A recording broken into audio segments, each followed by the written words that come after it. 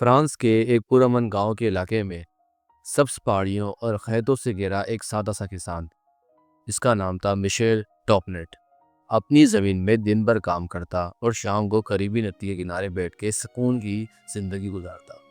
2023 کی ایک بہار کی صبح مشیل معمول کے مطابق اپنی زمین کے کنارے نالے کا معائنہ کر رہا تھا اور کہ پانی کی سطح پہ اس کو کچھ چمکتا ہوا نظر آیا۔ اس نے سمجھا کوئی عام دھاتی ٹکڑا ہوگا۔ اس نے زمین کھودنا شروع کری۔ جیسے جیسے مٹی ہٹتی گئی ایک سنہری چمک نمایاں ہوتی گئی اور پھر مشیل کے ہاتھوں سونے کے خزانے کو چھو لیا۔ یہ معمولی مقدار نہیں تھی، تقریباً 150 ٹن خالص سونا تھا، جس کی مالیت 4 ارب یورو سے بھی زیادہ تھی۔ مشیل حیران اور دنگ رہ گیا اور یہ خبر جنگل کی آنکھ کی طرح سب جگہ پھیل گئی۔ میڈیا، سوشل میڈیا، حکومت، کان کونجنی مطلب کی کمپنیاں ہوتی ہیں، سب اس چھوٹے گاؤں کا رخ کرنے لگے، جہاں کل تک صرف ہل چلتے تھے، لیکن خوشی کا علامہ زیادہ دیر قائم نہیں رہ سکا۔ فرانسیسی حکومت نے اعلان کیا کہ ایز پر رولز زمین کے نیچے موجودہ تمام معدنیات ریاست کی ملکیت ہوتی ہے، چاہے زمین میں کسی کی بھی ہو۔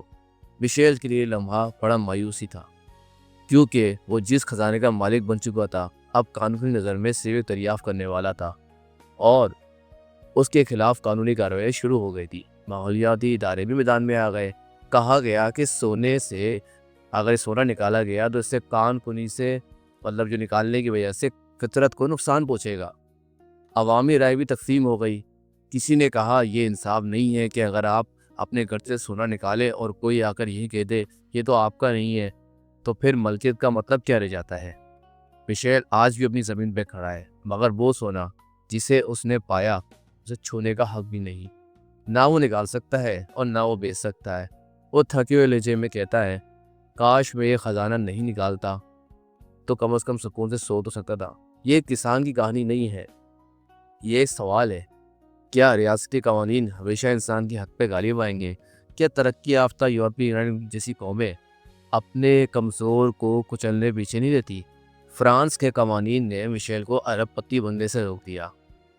کیا واقعی غریب امین نہیں بن سکتا؟ کیا ترقی یافتہ قومیں صرف کھیلنے کے لیے اصول بناتی ہیں یا یہ انصاف ہے؟